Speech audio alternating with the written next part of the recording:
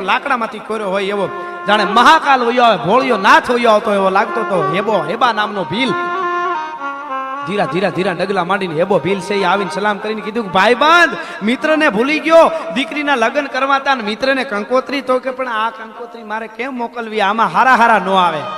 અને ખરેખર હારી મહાસત્તા જેથી હામી પડે ને તેથી હારા હારા ખહી જાય. મળદ જેવા મળદ હોય મળે ખહવા, તો કે બીજા ખહે પણ હું હેબો ભીલ નો ખહું. તો શું કરવાનું છે? તો કે તમારે કાંઈ નથી કરવાનું હામતસિંહજી, હવે અમે ભીલ સહી અમારી દીકરીઓને અમે બધા રહોડું કરી લેવું, અમે લાકડા લઈ આવીશું, અમે રાંધી લેવું, તમારે ખાલી પડકારો કરવાનો છે કે હરી હર એટલે અમે જાનને જમાડી દઈશું. તા તો સમાચાર મળ્યા કે 5000 પાયદળ હાલ્યા આવે છે, 5000 હાથી માથે બેઠા છે, 5000 ઘોડા માથે બેઠા છે અને 5000 બીજા છે એ ઊંટ માથે છે. એમ કરી 20000 ની ફોજ વહી આવે છે. ઓહો, આવવા દો. અહીંયા બધું જે કીધું હતું એ પ્રમાણે તૈયારી થઈ ગઈ. હેબો ભીલ સેલી કીધું કે હવે હરિહરની હાકલ કરો એટલી વાર છે. અને જો પાંદડે ભીલના દીકરા ન દેખાય તો હું હેબો ભીલના પેટનો નહીં ભલા માણા. અને એને એકવાર બાદશાહને જો ભાગવું ભારે ન થાય તો અમે કાળિયા ભીલના વંશીના નહીં. મહાદેવને જો ધૂણાવ્યો હોય, મહાદેવને જો નચાવ્યો હોય તો ઈ અમારી દીકરીઓ છે, ઈ અમારી બાયું છે. તૈયારી ફૂલ જમાડવાની થઈ ગઈ છે, થાળ તૈયાર છે. ત્યાં તો ટૂંકમાં કહીએ એટલે બાદશાહને ખબર પડી કે હામે પણ તૈયાર હામીઓ કરવા માટે આવે છે. એટલે બાદશાહને પાસે જઈને હેબાએ કેવરાયું, હામતસિંહજીને કીધું કે એને કહી દો બાદશાહને કે અમારી બેની દીકરીઓ ભીલની છે, એ નાની જાતિ અમે કહેવાય, અમે નીચી જાતિ કહેવાય. ઓહો, નીચી જાતિ એને કેમ કેવી?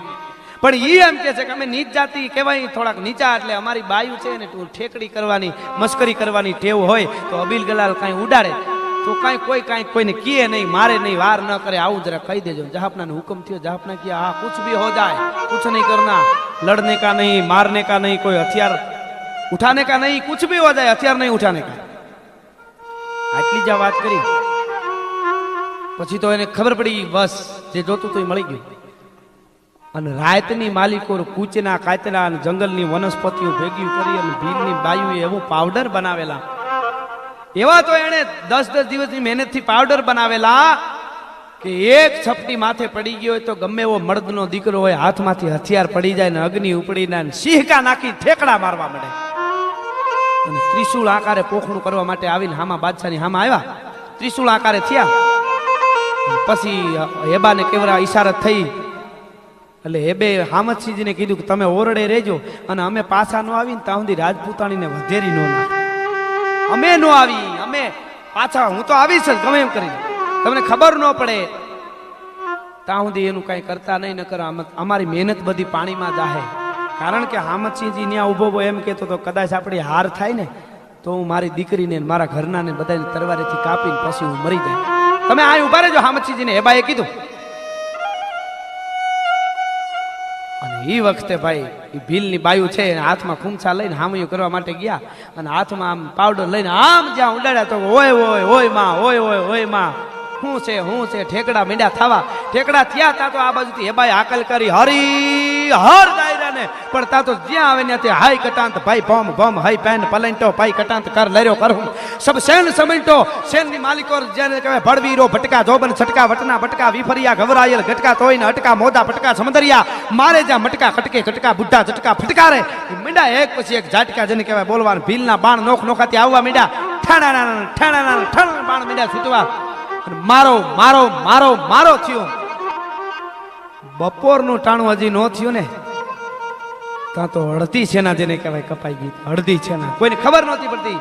આપણને વિચાર થાય જો એ પાવડર ઉડાડે ને આટલી અગ્નિ થતી હોય તો બાયુને નહીં ઉડતું હોય, ભીલોને નહીં ઉડતું હોય, પણ એને વનસ્પતિમાંથી ગીરમાંથી ગોતી અને મધ ને મહેંદી નાના બધાને લેપ કરેલા હતા શરીરની માથે, એને કાંઈ ન થાય, ઓલું પાવડર કામ ન કરે.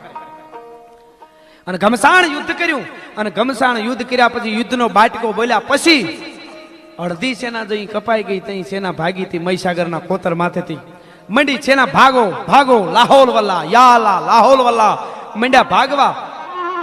ભાગતા ભાગતા આમ જોયું તા તો શ્યારે કોરેથી બાણની બહારાટો બોલે અને આમ જ્યાં તપાસ કરો બાણ આવે છે ક્યાંથી. બાદશાહે કીધું જ્યાં જોયું ને તા ભીલના દીકરા પગે હાકડું બાંધી અને ઊંધા લટકાણા તા અને ઊંધા લટકાણા છમ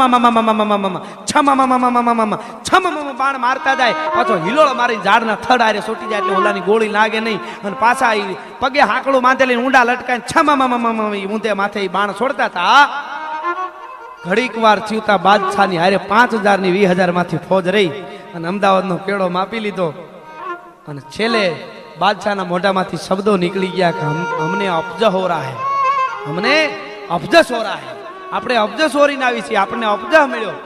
તો હારે માણસો હતા એને કીધું કે જહાપના અફજ નહીં અપકીર્તિ. હામદસિંહજી બોલ્યો તો હું મારી દીકરી પરણાવી તમને પરણાવી. ત્યાં કવિઓ હારે હતા એ તો સાચું કહેવા વાળા હોય જ.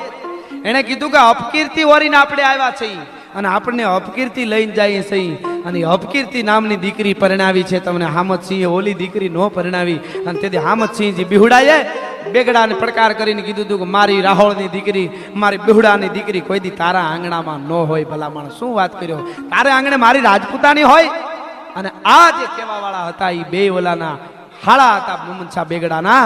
અને આજ પણ રાણી રૂપમતી જે મમન બેગડાના ઘરમાં જે રાજપૂતાની હતી એ રાજપૂતાની આજ પણ જેને કહેવાય કબર છે અહીંયા અમદાવાદની માલિકોર. કહેવાનો અર્થ મારો એ છે કે એવા જે રાજપૂતો છે એ રાજપૂતોના આધારે આ ધરતી રહી છે, એવા રાજપૂતોના આધારે સૂરજ ઉગે છે, એવા રાજપૂતોને આધારે જેને કહેવાય વરસાદ વરસે છે, એવા રાજપૂતોના આધારે આ નદીઓમાં પાણી ચાલી રહ્યા છે. એને વર્ષો પછી આજ યાદ કરવા પડે તો આપણને એમ થાય છે કે વાહ ભારતી માતની વંદુ તની આવડી તને ધન્ય હો ધન્ય સૌરાષ્ટ્ર ધરણી. અને આવા રાજપૂતો તો જન્મતા હતા ક્યારે?